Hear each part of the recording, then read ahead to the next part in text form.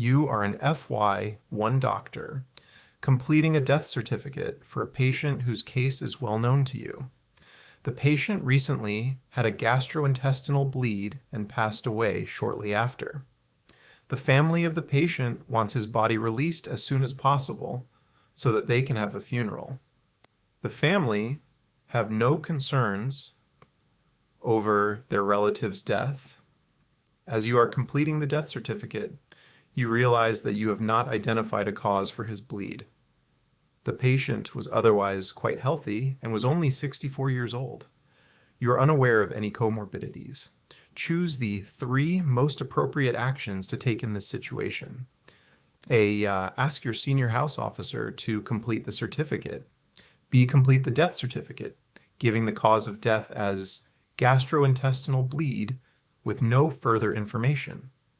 C. Complete the death certificate, giving the cause of death as gastrointestinal bleed with peptic ulcer as a factor that led to the bleed. D. Consult the patient's medical notes to look for potential causes that could explain his gastrointestinal bleed.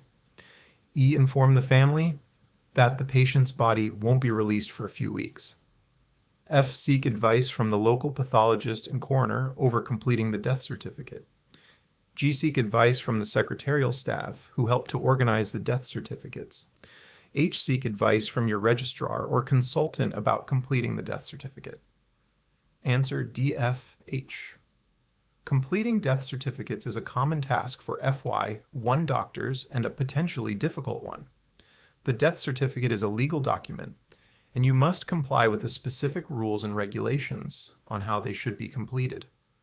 For the majority of certificates, the cause of death and the events leading to the death are obvious and can be completed without discussion with the coroner.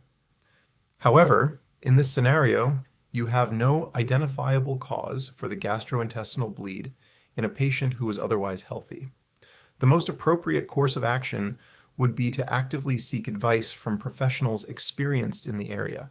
This could be your registrar or consultant, H, or a pathologist or coroner, others F.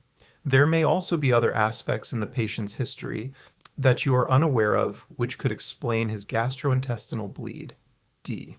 Completing the cause of death as gastrointestinal bleed without giving causes or risk factors that led to the bleed, B, may not be accepted by the coroner. This would lead to unnecessary delay for the patient's family. Completing the death certificate dishonestly by declaring he had a peptic ulcer without investigating this, C, would be wholly inappropriate.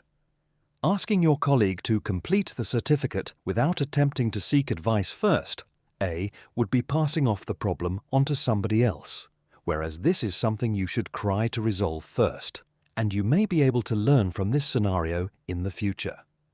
Giving non-specific information to the family, E, would be incredibly damaging during times of great distress around a death. While the secretarial staff may offer solutions to practical problems, this is a medical issue that needs to be sorted with professional help, so asking them here is not appropriate, G.